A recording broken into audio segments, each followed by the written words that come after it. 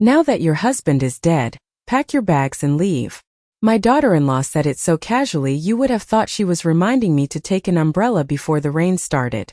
The dining room went completely silent after that. Even the soft jazz music playing from the kitchen speaker suddenly sounded distant, like it belonged in someone else's home. I sat there at the long walnut table my husband and I bought 32 years ago from a furniture store in Vermont, staring at the steam rising from my untouched mashed potatoes, while the funeral flowers in the corner filled the room with the heavy scent of lilies. My son Daniel didn't say a word. That hurt more than Brianna's cruelty ever could. He just lowered his eyes and kept cutting his pot roast into neat little pieces like a man trying not to look at a car accident on the side of the highway. 1 week earlier, I had buried my husband Richard after 46 years of marriage. 46 years of Sunday breakfasts, Christmas mornings, road trips through the Rockies and quiet evenings on the back porch while fireflies danced over the yard. I still expected to hear his footsteps in the hallway at night. I still reached for him in my sleep. Grief already felt heavy enough to crush my ribs every time I inhaled, but somehow my daughter-in-law had found a way to make it heavier. Brianna leaned back in her chair and crossed her arms over her cream-colored sweater. Her blonde hair was perfectly curled, not a strand out of place. She looked more prepared for a real estate showing than a family dinner after a funeral. "This house is too much for you now," she continued. "Daniel and I have been talking and honestly it makes more sense for us to stay here long term. You could get a nice condo somewhere warmer. Arizona maybe." I looked at my son then, waiting for him to laugh awkwardly and tell me his wife was being insensitive, waiting for him to remember who packed his school lunches every morning for 12 years. Waiting for him to become my son again. But he just sighed heavily and rubbed the back of his neck. "Mom, maybe Brianna has a point." Something inside me went cold after that. Not shattered. Not broken. Just cold. The kind of cold that settles into lake water in late November. I glanced around the dining room slowly. Richard's reading glasses still sat on the kitchen counter where he had left them the morning before his heart attack. His favorite navy cardigan hung over the back of the breakfast nook chair. The house still smelled faintly like his cedarwood aftershave. And suddenly I realized they weren't grieving him anymore. They were already measuring the space he left behind. Brianna reached for her wine glass and smiled tightly. "You'll thank us eventually," she said. I surprised myself by smiling back. Calmly. Quietly. "Maybe," I said. Then I folded my napkin, placed it beside my plate, and stood up from the table without another word. Daniel finally looked at me as I walked toward the staircase. For a second, guilt flickered across his face. But guilt is a weak thing when someone spends too long choosing comfort over loyalty. Upstairs, I closed the bedroom door behind me and sat on the edge of the bed Richard and I had shared for nearly half a century. His side was still untouched. I ran my fingers over the quilt slowly and stared at the framed photograph on the nightstand from our anniversary trip to Maine 3 summers ago. Richard had his arm around me in the picture, smiling into the sunlight like a man completely certain his family was safe. My eyes drifted toward the bottom drawer of his dresser then. The drawer he told me never to forget about if anything ever happened to him. And for the first time since the funeral, I remembered exactly what he had said to me 3 months earlier in his hospital room. "If they ever rush you, Evelyn," he whispered weakly, "go see Margaret at the bank." The next morning, that was exactly what I did. The house sounded different after Richard died. That was the first thing I noticed when I came back from the bank that morning.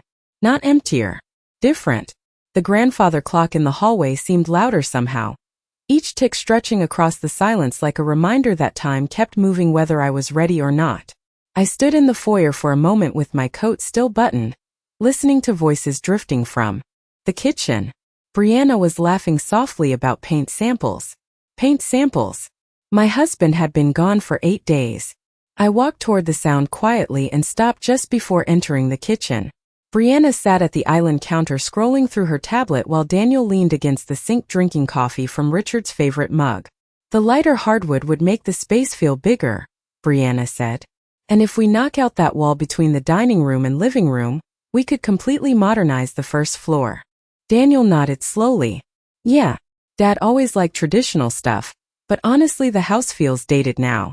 Dad always liked traditional stuff. The words settled heavily in my chest. Richard was no longer a husband or father in that sentence. Just an obstacle that no longer existed. Brianna glanced up and spotted me standing there. Her smile appeared instantly, polished and artificial. "Oh, you are home early." I placed my purse carefully on the counter beside the fruit bowl Richard used to refill every Sunday morning after church. "Traffic was light," I replied. Daniel finally looked at me properly. There were dark circles under his eyes now, but I could not tell if they came from grief or guilt. "Mom, we were actually talking about some future plans for the house." "The house? Not your house. Not our family home. Just the house." I opened the refrigerator slowly and stared at the leftovers from the funeral reception stacked neatly inside clear containers. Home casserole. Potato salad. Lemon pie from the neighbors across the street.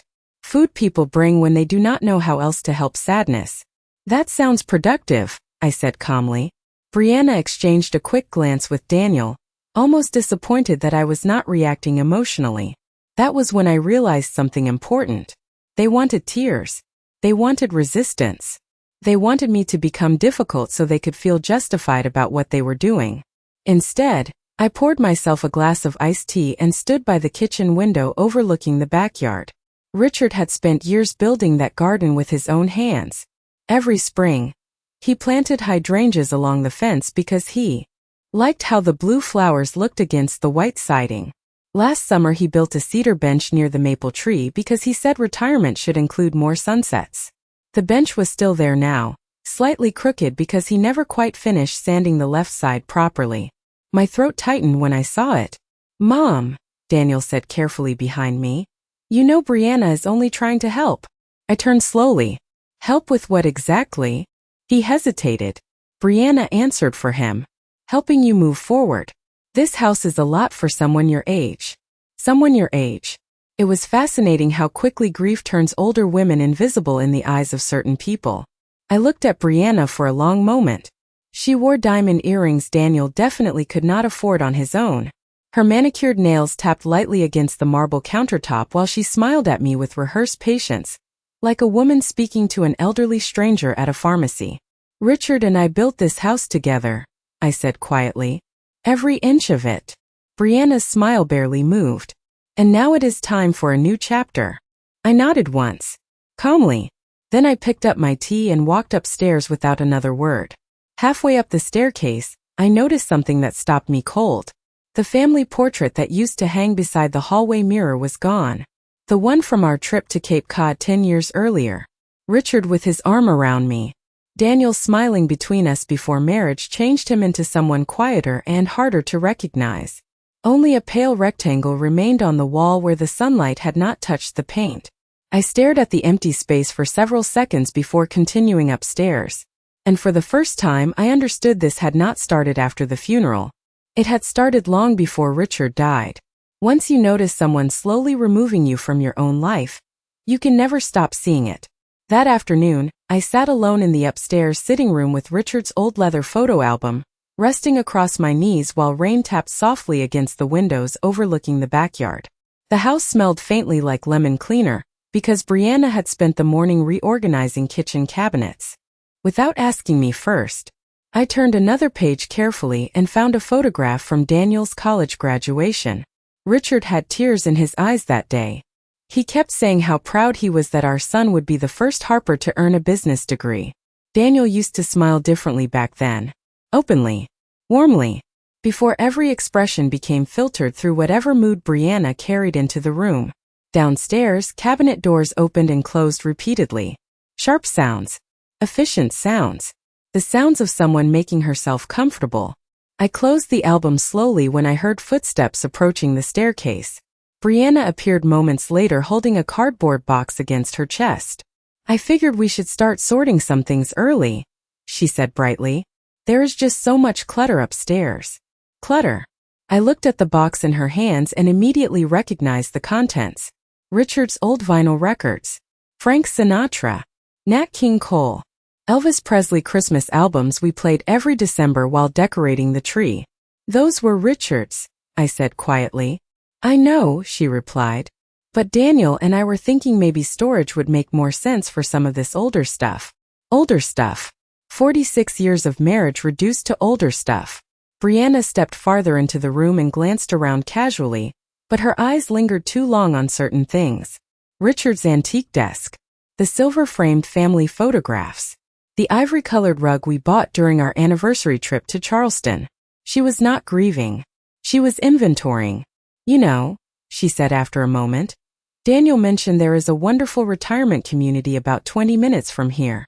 They have yoga classes and wine tastings and all kinds of social activities.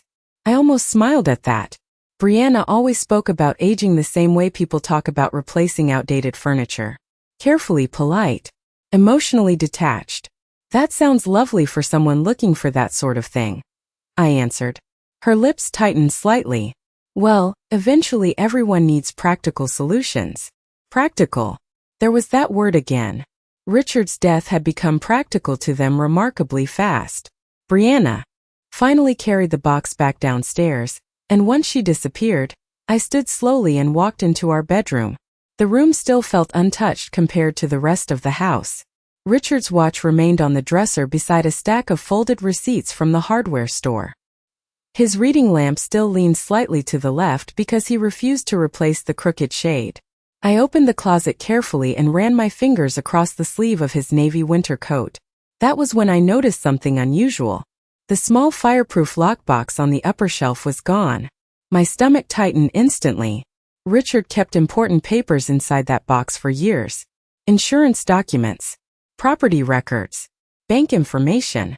I walked downstairs calmly, though my heartbeat had started pounding hard enough to make my chest ache. Daniel stood near the kitchen sink scrolling through his phone while Brianna sliced strawberries at the counter. "Where is your father's lockbox?" I asked. Daniel looked up too quickly. "What lockbox?" Too fast. Too defensive. Brianna answered before I could speak again. "Oh, that old metal thing? Daniel moved it into the office for safekeeping." I held Daniel's gaze for several seconds. He could never lie convincingly as a child either. At 12 years old, he once tried hiding a broken baseball glove behind the garage because he was afraid Richard would be disappointed. His ears turned red exactly the same way they were turning red now. "I see," I said softly. Brianna smiled again, relieved by my calmness. "We are just trying to keep everything organized during this difficult time." Organized. Another careful word. Another polite disguise.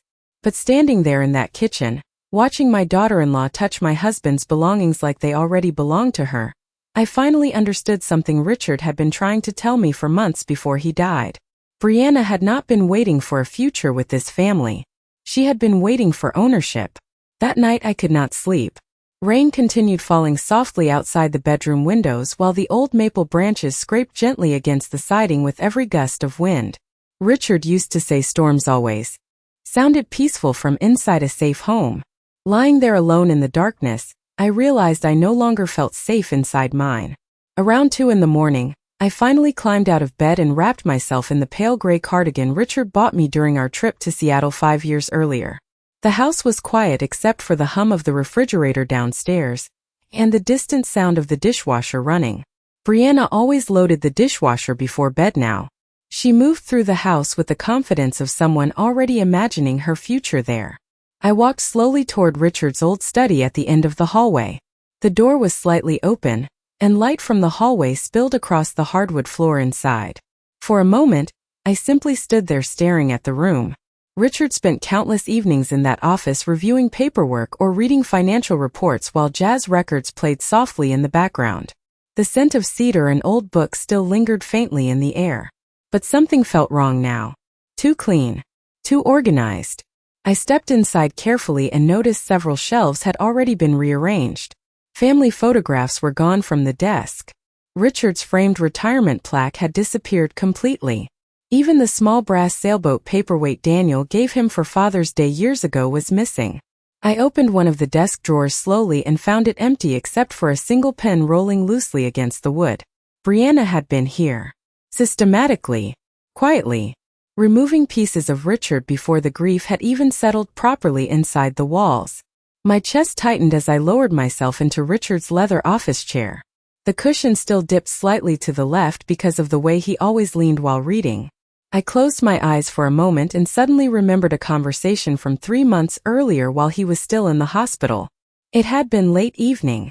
Snow falling outside the window. Machines humming softly around us while Richard stared at the ceiling looking older than I had ever seen him. "Promise me something," he said quietly. I reached for his hand immediately. "Anything."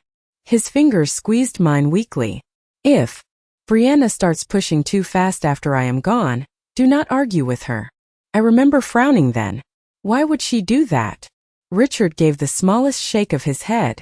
Because some people confuse patience with weakness. I looked at him carefully that night, really looked at him, and realized there was fear behind his calm expression. Not fear of death. Fear of leaving me behind with unfinished problems. "Richard," I whispered. "What are you trying to tell me?" He turned his head slightly toward me then. "There are things Daniel does not know yet. Things I kept separate for a reason." Before I could ask more, a nurse entered to check his medication and the conversation ended there. At the time, I told myself grief and illness were making him suspicious. But sitting in his office now, surrounded by empty shelves and missing memories, I finally understood he had been trying to prepare me. A floorboard creaked softly behind me.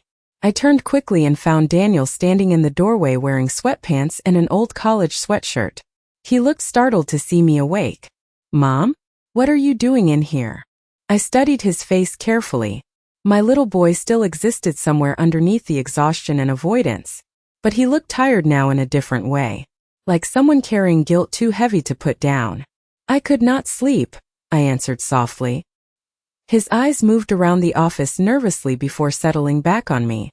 Brianna thought reorganizing might help freshen the room up a little. Freshen. Another harmless word covering something ugly underneath. I nodded slowly and stood from the chair. "Your father loved this room exactly the way it was." Daniel looked away almost immediately. That hurt me more than any cruel sentence Brianna could have spoken. Weakness always hurts deeper than cruelty. As I walked past him toward the hallway, he finally spoke again. "Mom, maybe it would be easier if everyone just stopped holding on to the past so tightly." I paused near the doorway without turning around. Then very quietly I answered, "The past built everything standing around you, Daniel." The next morning I drove downtown just after sunrise while the city still looked half asleep beneath a pale gray sky. Richard always preferred early mornings for important meetings. He used to say serious business should happen before the world gets noisy. Traffic moved slowly along Maple Avenue as people hurried toward office buildings carrying paper coffee cups and briefcases, completely unaware that my entire understanding of my family was quietly shifting beneath me mile by mile. Harper National Bank stood exactly where it had for decades, its limestone columns still polished to perfection, and the brass revolving doors gleaming faintly beneath the morning light. Richard trusted institutions that survived recessions, wars, and changing presidents. He believed stability mattered more than trends. As I stepped inside, the familiar scent of polished wood and expensive carpet immediately reminded me of all the years Richard handled our finances while I handled everything else that made a house feel like home. A young receptionist greeted me politely, but the moment I mentioned Margaret Ellis, her expression changed slightly. Respectful. Prepared. "Mrs. Harper," she said softly, "Miss Ellis has been expecting you." Expecting me. My stomach tightened as she escorted me toward a private office near the back of the building. Margaret Ellis stood when I entered. She was in her early 60s with silver blonde hair cut neatly above her shoulders and calm blue eyes that reminded me of women who spent their entire careers listening carefully before speaking. Richard trusted very few people completely. Margaret was one of them. "Evelyn," she said gently, walking around the desk to embrace me briefly. "I am so sorry about Richard." Hearing his name spoken kindly nearly unraveled me right there. But I held myself together the same way I had been doing since the funeral. Carefully. Quietly. Margaret motioned for me to sit before closing the office door behind us. The room overlooked the riverfront, where fog still drifted above the water in slow silver waves. "Richard came to see me several times during the past year," she said carefully. "He wanted to make sure certain arrangements were finalized properly." My fingers tightened around my purse strap.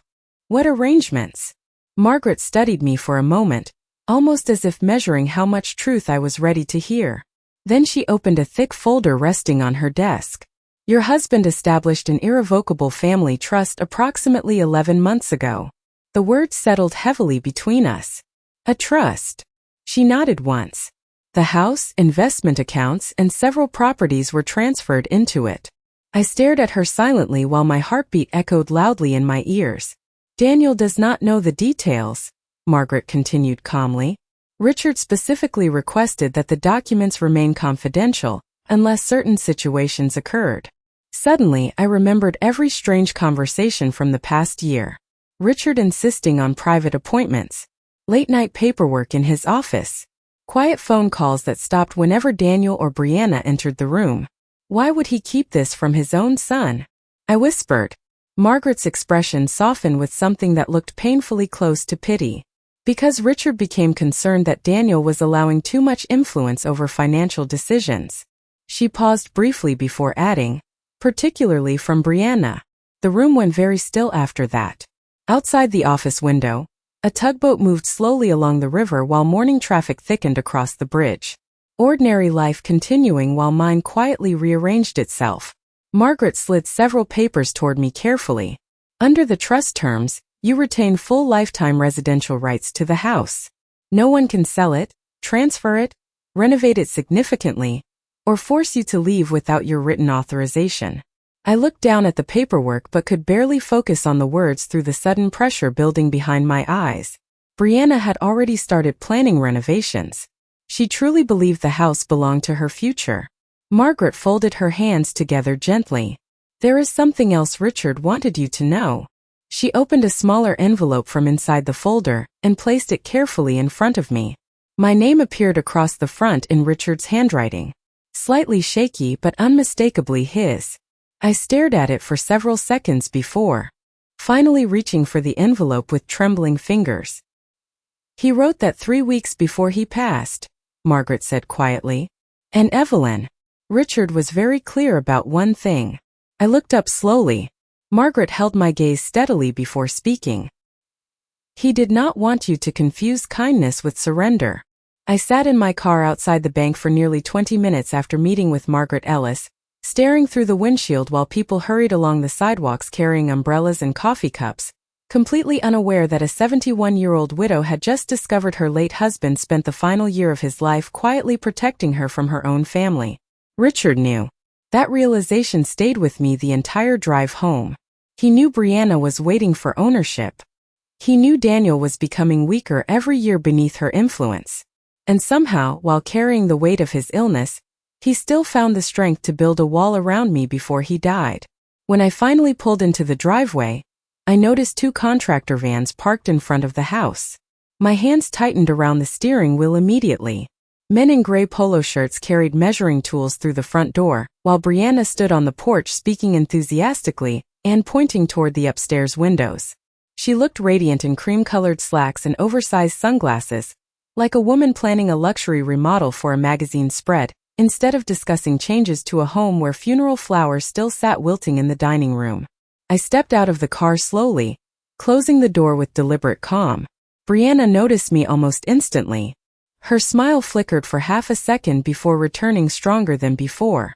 Evelyn, she called brightly, you are back.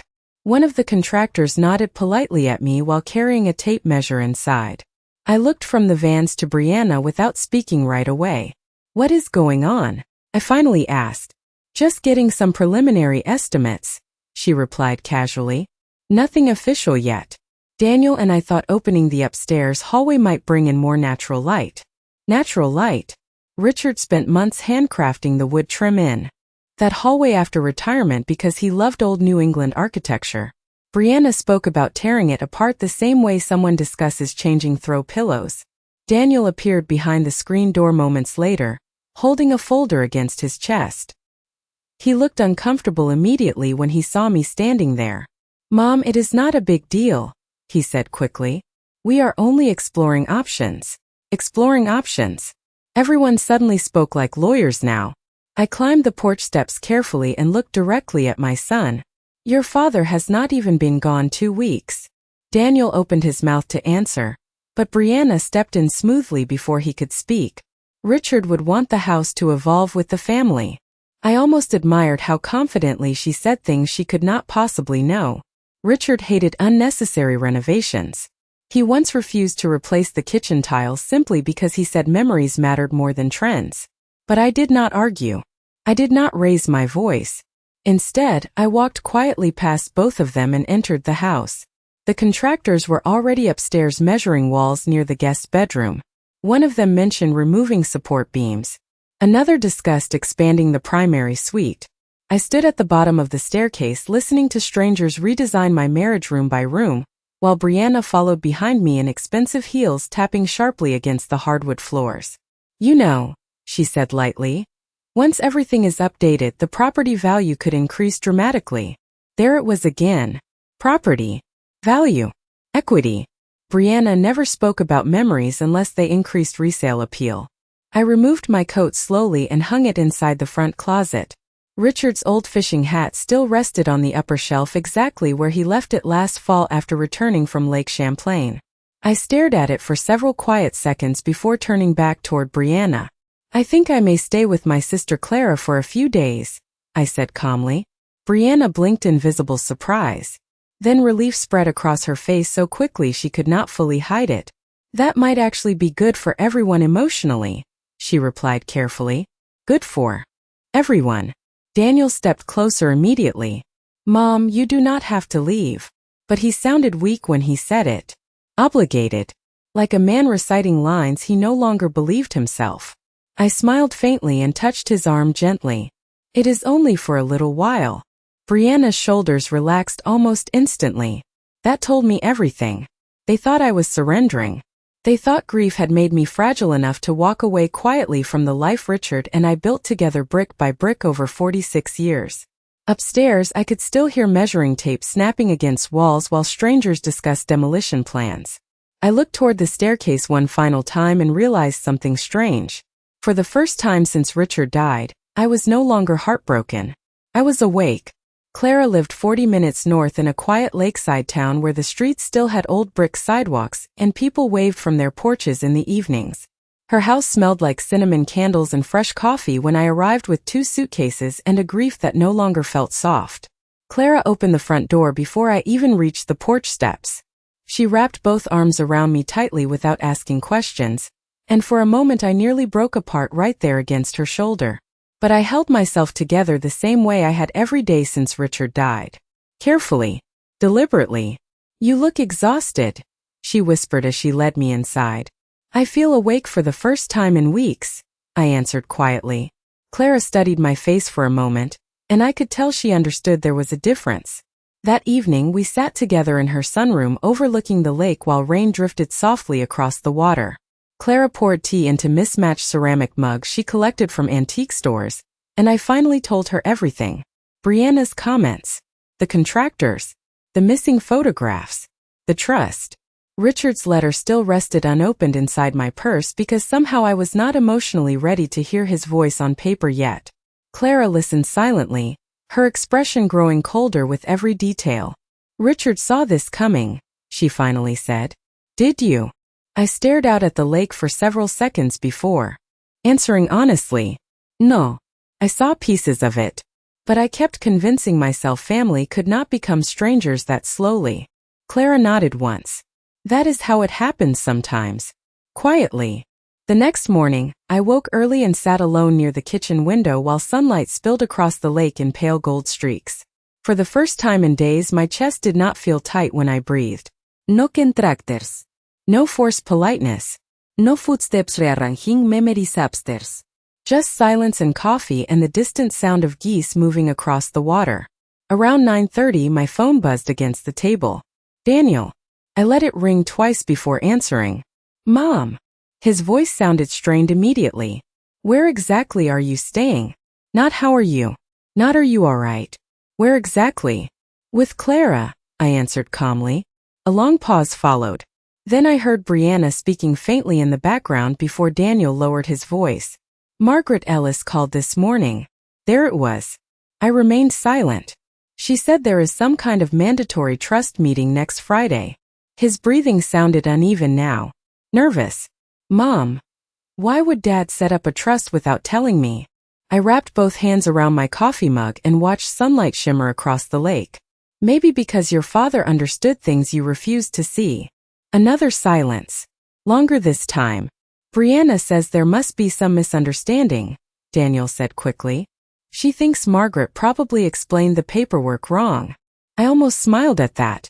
Brianna still believed confidence could overpower facts. Did your father ever discuss transferring the house to you directly? I asked quietly. Daniel hesitated too long. Not exactly. Did he ever promise Brianna renovation control? No.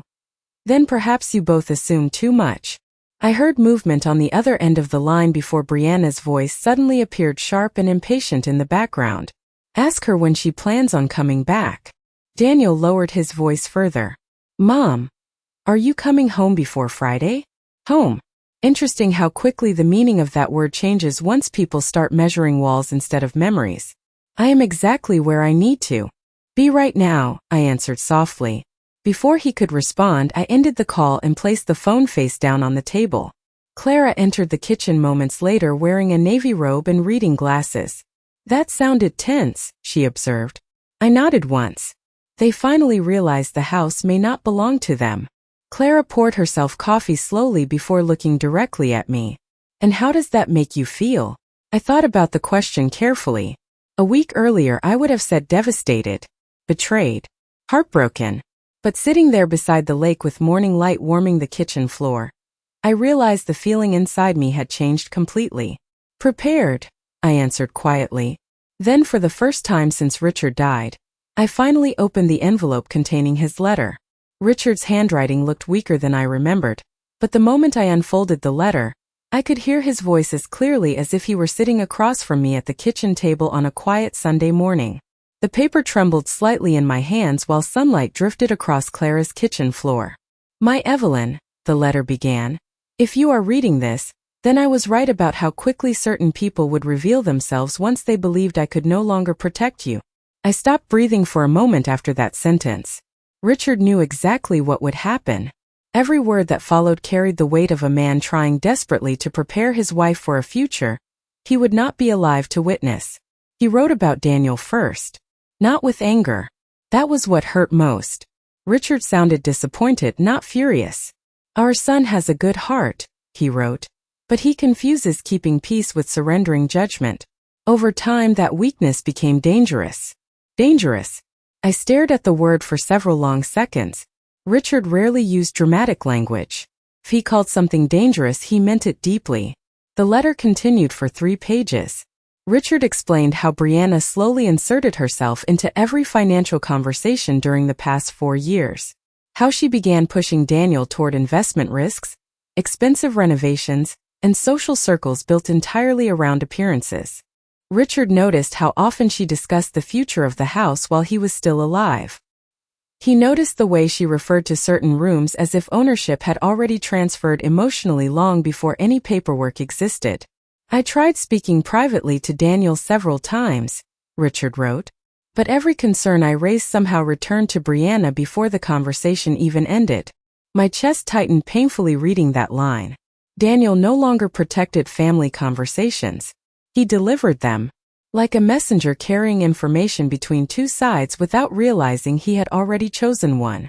Clara sat quietly across from me while I read. She never interrupted.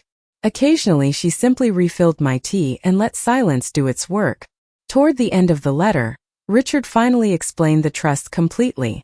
The house could never legally transfer outside the Harper bloodline while I remained alive. No major renovation could occur without my direct approval. Most importantly, if any immediate family member attempted to pressure or remove me from the property, their inheritance rights would immediately freeze under review by the trust attorneys. I lowered the final page slowly onto the table and stared out toward the lake. Brianna truly had no idea what she triggered the night she told me to leave my own home. Around noon my phone rang again. This time it was not Daniel. It was Brianna. I considered letting it go to voicemail, but something inside me wanted to hear her voice now that I understood everything Richard spent months trying to protect me from. Evelyn, she said immediately, her tone unusually sweet. I hope you are feeling better after getting some space. Better. as if grief and betrayal were temporary headaches solved by rest. "I am fine," I answered calmly. A pause followed before her voice sharpened slightly beneath the politeness. "Daniel is extremely stressed about this trust meeting. We really need to clear up whatever misunderstanding your bank friend created." Your bank friend. Not attorney. Not financial advisor. Brianna always reduced people she could not control. "Margaret worked with Richard for years," I replied quietly. "Then she should understand families do not need legal drama right after a funeral," Brianna answered quickly. "This whole situation is making things unnecessarily complicated." Complicated. Another harmless word hiding panic underneath. I remained silent long enough for her discomfort to grow audible through the phone. Finally she spoke again, more carefully this time. "Look, Evelyn. Once emotions settle, we all know Daniel is eventually supposed to take over the house. That is what families do." Families. Interesting how she used that word only when property became involved. I looked down at Richard's letter resting beside my coffee cup. Then very softly I answered, "Richard already decided what this family would do." The silence that followed stretched several seconds too long. For the first time since Richard died, Brianna sounded uncertain. "What exactly does that mean?" she asked quietly. I folded the letter carefully before responding. "It means Friday is going to be a difficult day for you."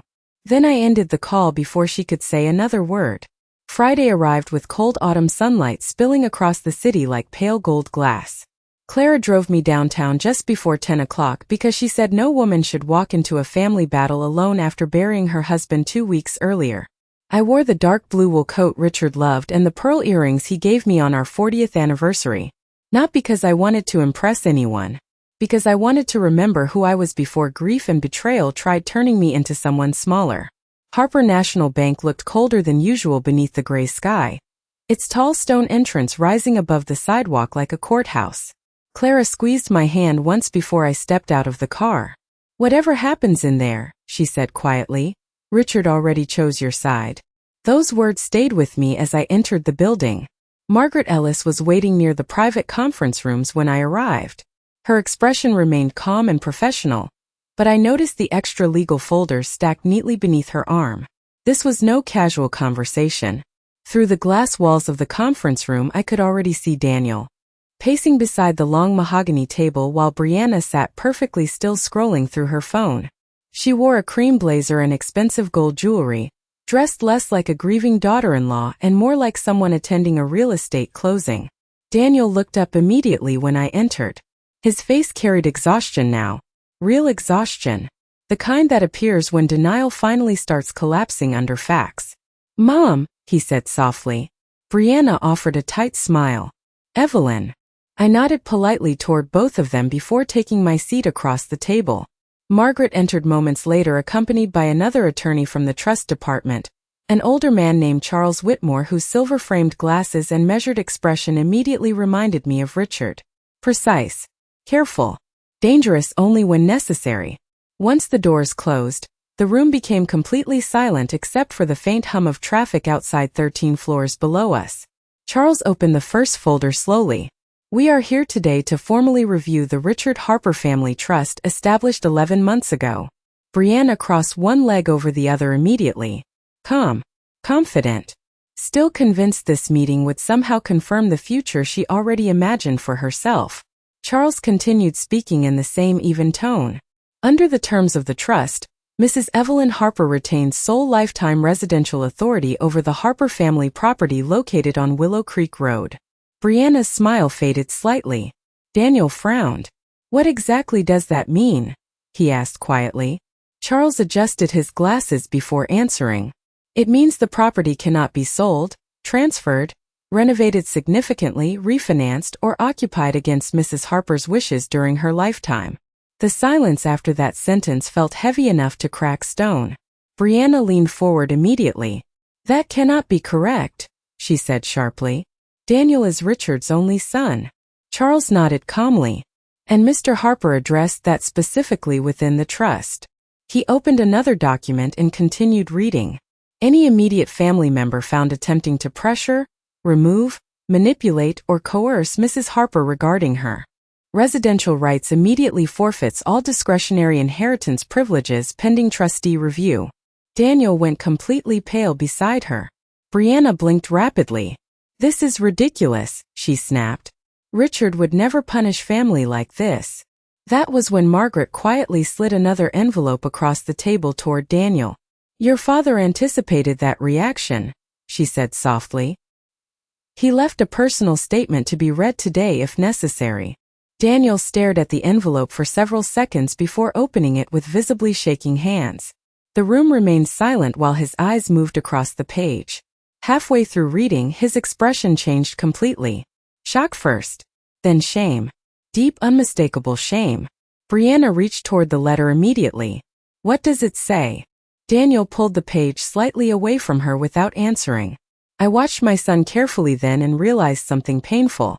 For the first time in years, he looked exactly like the boy Richard and I raised. Lost. Honest. Finally unable to hide from himself anymore. Brianna's voice rose sharply. Daniel, let me see it. He stood abruptly from the chair, staring down at the letter in his hands like it weighed 100 pounds. Then quietly, almost too quietly to hear, he spoke the sentence that changed everything. Dad knew. Brianna's face drained of color instantly. Outside the conference room windows, the city continued moving normally beneath the cold autumn sun. But inside that room, the future Brianna spent years building had just quietly disappeared.